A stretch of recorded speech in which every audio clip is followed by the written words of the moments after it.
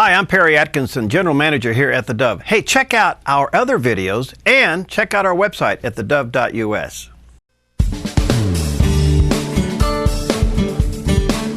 Welcome back. Delighted to have some special guests in the studio with us today. And Richard Richmond's with us today. He's the founder of the Least of These Ministries, and he's brought with him a very special guest. And I'm going to let you introduce the guest. Rich, nice to see you, by the way. Good to see you again. Yeah, and thanks for what you do. And introduce our guest to us today. Well, it's sure my pleasure this morning to introduce my friend and co-worker, Vitaly Dudukaloff. He lives in a little village, Plasiska, about 30 kilometers south of Kiev, and he pastors a church in Kiev.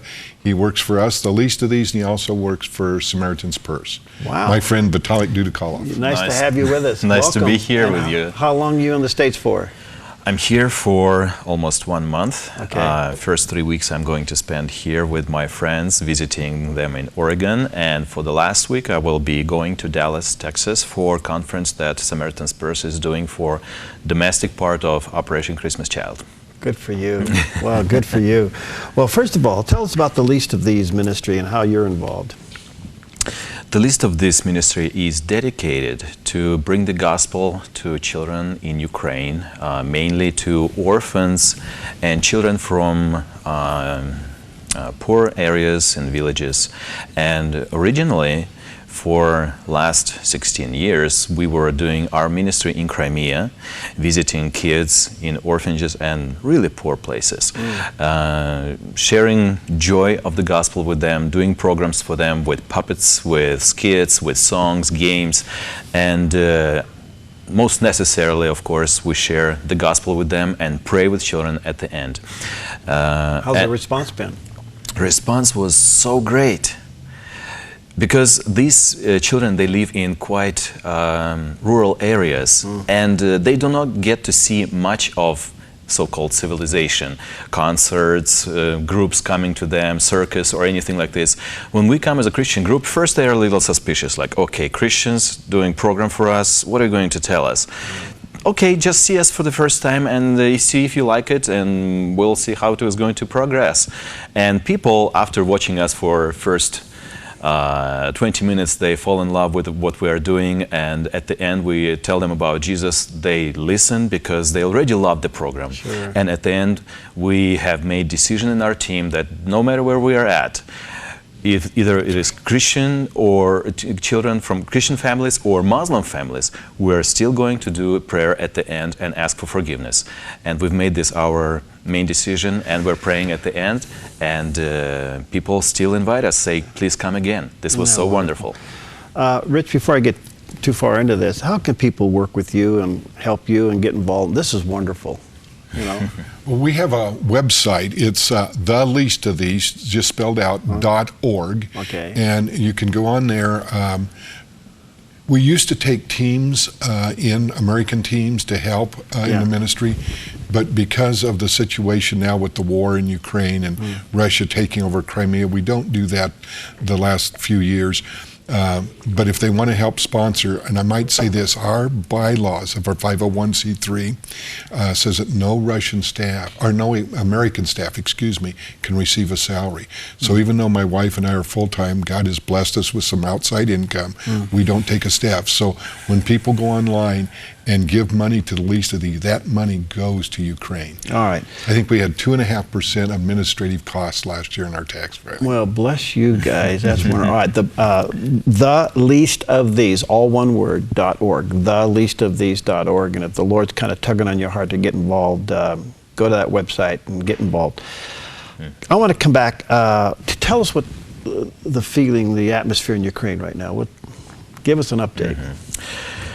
It's hard to describe everything what is going on in our hearts. Of course, the last year since the protests took place in the central square of capital city Kiev in Ukraine, since that churches and people are all disturbed about how is going to be the future of Ukraine. And we understood that for the last 20 years, since Ukraine had gained its independence from Soviet Union, not much things had changed. We have inherited old Soviet Union system in our government that is corrupted from the top down, and people finally got tired of this. And so a year ago, protesters came out to the central square in Kiev saying, no corruption, no stealing, no lying. We want to live free life with more opportunities. And church was a little bit puzzled about this, because could they believe it? Yeah. Yes. First thing, the church that used to live in Soviet Union time was a survivor. They had to live underground, not connected with any state institutions or anything to do with the government. And here for 20 years, the church continued to run this way, live this way, without being involved actively in society. And so now when we see these problems are happening, and people came out on the square saying, no lying, no stealing, no corruption, we thought like, okay, where is the church's place at this? Yeah. People are asking for righteous things, and blessed are those who are hunger and thirst after righteousness, they will be filled. And we were a little bit ashamed, let me say, as a church, that unbeliever people came out asking for righteous things, and the church was behind them. So it started like this. Well, they're afraid, right? Of course, yeah. But now, what is happening? Church is waking up, thinking about how we can bring Christian standards to society. Is there an underground revival going on in Ukraine? Would you say that? I can say that people are still interested in the gospel, hearing the gospel, coming to the Lord, coming to church. But the church now sees its new mission, besides just preaching the gospel, to show life standards, new lifestyles, model, like behavior model, how to do and act in the society, and especially in the war like this, or like what we're having right now. So the church is playing right now a key role in doing things like this. We see now more believers coming to higher authorities in politics, which we were afraid probably for previous years, because politics is dirty thing. No. How a believer can go there? Sounds like America. It's dirty because believers didn't come there and didn't do their job well. Yeah. But for this last year, our speaker in the parliament was a believer, Christian, dedicated minister of God. Wonderful man. And what he did, he kept the country together. He had made certain very important decisions, forcing Parliament, making certain, passing certain laws that comply with Christian standards. And at the end of his office, when the new government was elected and he had to step down from his position, he just said, "I've done my job. Thank you, I go," which is strange because previously Speaker of the Parliament liked to stay in this position because of his authority and corruption that he could use for his benefit, where this person stepped down, and as he was walking down the aisle in the Parliament, everybody stood up and clapped hands to him, said, "Good job, good job." What are your greatest needs, and why are you here? The greatest needs right now in Ukraine and the church is to transfer God's standards into society. That's what I would say. I'm here because I work with Samaritan's Purse. That's my primary purpose here. And Samaritan's Purse is doing wonderful ministry among children in Ukraine and all other countries, collecting almost 10 million shoebox gifts from all over the world and sending them to needy countries. 10 million to Ukraine? Not. Okay. It's globally from different donor countries like Britain, Germany, Australia, and America. About 10 million shoeboxes, and sending them all over the other countries to preach that the church could use these boxes to bring joy of Christmas to children and tell them about Jesus. So your greatest need, how can we help you?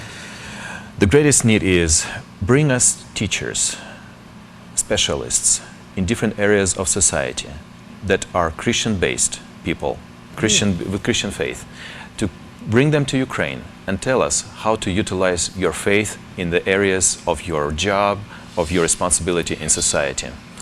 This is our greatest need. Recently, just this November, we had a convention in Kiev, and certain people came from America, like chaplains, lawyers, family teachers, doctors of different areas, and Christian people, and told us how Christian faith can be implemented in the areas of our responsibilities. So in the beginning of the 90s, when missionaries came to Ukraine preaching the gospel, it was revival. New churches were started. But that was it. Churches didn't go further than that. Wow. We remained in our four walls. But we need people that teach us, okay, now step out, do a better job of living Christian life in society.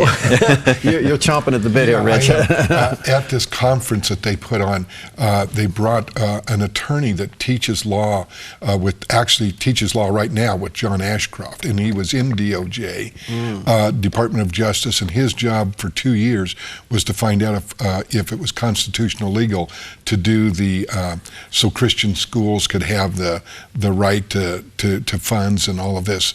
Under the Bush administration. He was there and he talked in this conference in many sessions about how Ukraine could redo their constitution, that a country without law, without constitution, invites corruption.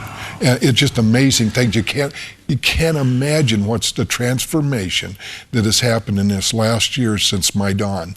It's just amazing. You know, I wish I had you for about a week. I want to learn a lot from you. Tell me about your own story. How did you become a Christian? I was studying in agriculture college near Moscow, in Russia. Did you talk to Polina here? Yes, I talked to her. Yes. And so I'm ethnical Russian, and I lived in Russia for a while, and I studied there. And it was the end of 90s. That's when the doors opened out for many things from West to come into Soviet Union. And my problem in life at that time was how can I improve myself? Because I lived with very low self-esteem. The guy in the class that he's like the last one there. Just nobody's interested in him. He's nobody there. So that was me, and so I thought I need to improve myself as a person. I need to grow somehow. I need to become up to certain standards in society. So that was my first priority, my thought at that time. And as I was interested in this, new literature began to come. Self-improvement, different Eastern philosophies, astrology, and other things that kind of should serve you to become a better person, right, so-called. So I was involved with that, and it was helping me for a while, but not as much as I would expect it to help me. And at that time, it was 1993, a few girls from our class, from our group, went to church somewhere. They came back. We didn't know where they were going, but they came back and we see there is something different about them. Their eyes are burning, burning. They're happy. They quit swearing, they quit drinking, they quit doing other things. They are so happy all the time, saying Jesus, hallelujah. It's for us like, what? Okay, in Russian culture, going to Orthodox church, usually it is grandmas who already start thinking about, okay, what is after death? That's kind of like the culture there. Young people usually don't go to church there. And for us to see these girls going to church, coming back different, it was a real thing. So we decided to come and ask them a few questions. We came to their room, they began to tell us about God and everything. I didn't say anything, I just was listening. And as they were going through their story about Jesus, I was thinking, okay, it sounds good. Look like have they changed? I'm thinking about changes in my life. So alongside with things I'm practicing in my life, I will also believe in God. And at that point, when I thought about this, later on I realized it was the voice of God. The thought comes to my mind, okay, Vitaly, if you want to continue doing all these things and try to help yourself, God is not going to involve in this. But if you want God to help you and change your life, leave all things away, and He's going to change you. It took me 2 weeks to fight this thought. And after these 2 weeks, I went to church. They invited me to church. I decided, okay, I'll go and see what it is. There was a preaching. I was shocked how friendly people in the church are, how they were hugging each other and just saying hello, just with such sincere love for each other. Okay, coming from Soviet Union, whereas like this, you understand me. So I was shocked, and I was convinced that I need to come to God. And that night I prayed. I came the same evening to my grandfather's home for weekends. He lived not far from there. And he looked at me and he said, Vitaly, why are you looking at me so strangely? My eyes probably were burning like the eyes of those girls. And I said, I was afraid to tell him I went to church. So I said, like, just everything's good, Grandpa, you know, everything's fine. It's spring, you know, life is good. But a few weeks later, my friends in the dorm where I lived, they admitted, yes, Vitaly, you have changed. So my dream came true because I came to God. What a wonderful story. Yeah. What a wonderful story.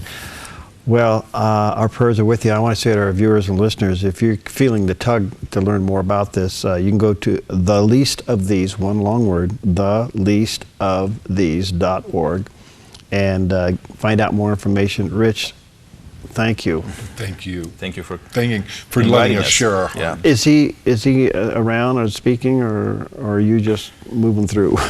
We're just really moving through. Moving through, okay. Yes. I just, and you know, you said something, Vitaly, you just, one more time, and I spill over a couple of seconds here. Your greatest need is for teachers and educators and... With Christian faith in their heart. Yeah. And standards, or biblical standards. What to an come. incredible opportunity. And prayer. And prayer, of course, yes. Yes. Yeah. But to help change this culture and Yes. society. Exactly. I know you're frustrated that the church isn't out in the street more evangelizing, so to speak. But is it because they just don't have the faith? Are they afraid of some kind of relapse or persecution from what they've been living under? I don't think so. No, they just don't probably see the opportunity that is there. Okay. Yes. The life is limited to church, gospel, and that's it. But people in the churches, they continue to bribe, you know, officials if it's necessary, if they want to solve their problems. I see. And they don't see a problem with that. All right. They're okay if their children go to school and study Darwin theory. Okay.